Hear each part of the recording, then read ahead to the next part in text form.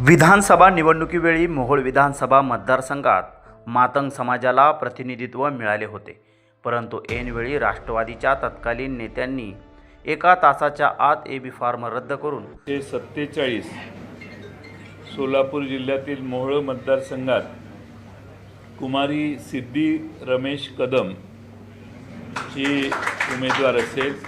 सिद्धी रमेश कदम यांचे तिकीट कापले होते।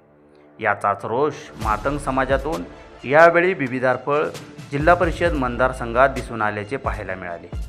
बिबिदारफळ जिल्हा परिषद मतदारसंघात मार्डी या अनुसूचित जातीसाठी राखीव असलेल्या पंचायत समितीसाठी उमेदवार हा थेट सभापती म्हणून निवडून येणार होता।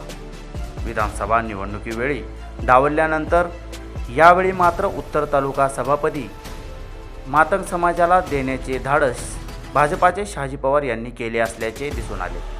मातंग समाजातील काम करणाऱ्या होतकरू अमोल बोराडे यांना संधी देऊन शहाजीभाऊंनी विधानसभेवेळी डावललेल्या समाजाला न्याय दिला आहे। पंचायत समितीची खडानखडा माहिती असणारे अमोल बोराडे हे पडद्यामागील कलाकार होते। जिल्हा परिषद सदस्य इंद्रजित पवार यांचे सुविध सहाय्यक म्हणून त्यांनी पाठीमागील 10 वर्षांपासून पंचायत समितीमधील प्रत्येक योजना लोकांपर्यंत पोहोचवली आहे। याचाच फायदा यावेळी अमोल बोराडे यांना होणार आहे।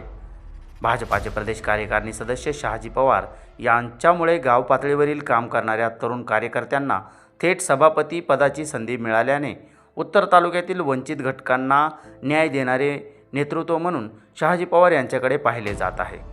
उत्तर तालुक्यातील सक्षम नेतृत्व शहाजी पवार हे सर्व जाती धर्मांना सोबत घेऊन भाजपाचा झेंडा फडकवताना दिसून आले आहेत।